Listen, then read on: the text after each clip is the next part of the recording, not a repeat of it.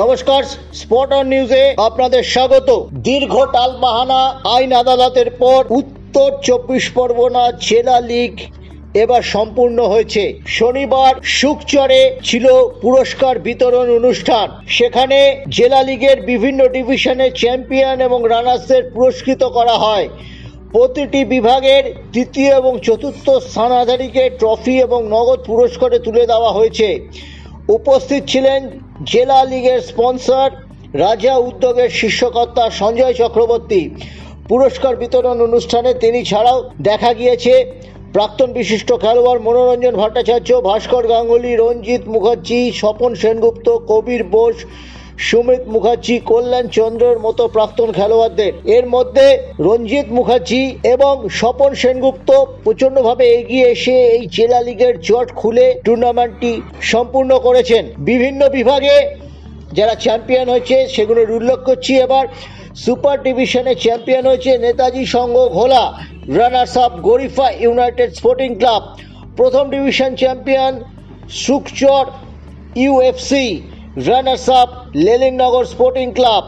দ্বিতীয় ডিভিশনের champion Bandipur Sammilani, runners up Pabantala Jagrata Sangha. অনূর্ধ্ব 16 জেলা লিগে চ্যাম্পিয়ন হয়েছে মনোরঞ্জন ভট্টাচার্যের ছোটবেলার ক্লাব নিমতাম মিলন সমিতি, রানার্স হালিশহর ভোরের সাথী।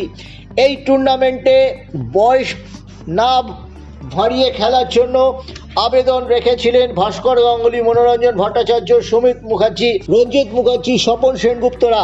তাদের ডাকে সাড়া দিয়ে কেউ কিন্তু বয়স ভাড়াননি, যেটা পশ্চিমবঙ্গ ফুটবলের একটা উজ্জ্বল দৃষ্টান্ত।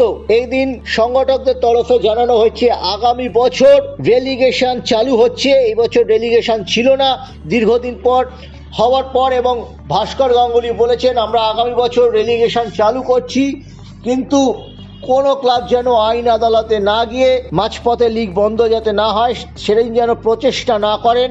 এবং মনোরঞ্জন ভট্টাচার্য আজকেও সর্বস্তরের ফুটবল সংগঠন এবং অভিভাবকদের কাছে বার্তা দিয়েছেন যে তারা যেন বয়স না ভাড়ান এজ গ্রুপ টুর্নামেন্টে।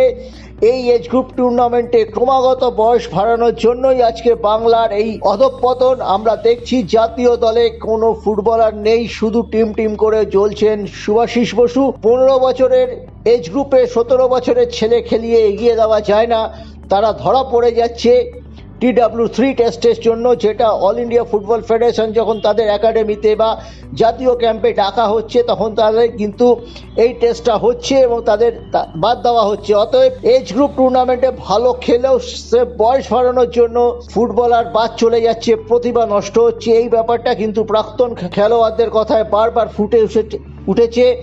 একটা সময় স্পোর্ট ট্রাস্টের ঘরের ছেলে হয়ে উঠেছিলেন কল্যাণ চন্দ্র, দুর্দান্ত উইঙ্গার ছিলেন তিনি। ইস্ট বেঙ্গল ক্লাব এবং মোহনবাগান ক্লাবের থেকে একাধিকবার অফার পেলেও পারিবারিক কারণে চাকরি ছাড়া ঝুঁকি না নেওয়ার জন্য খেলতে পারেননি। তিনিও কিন্তু এই ব্যাপারটি উল্লেখ করেছেন।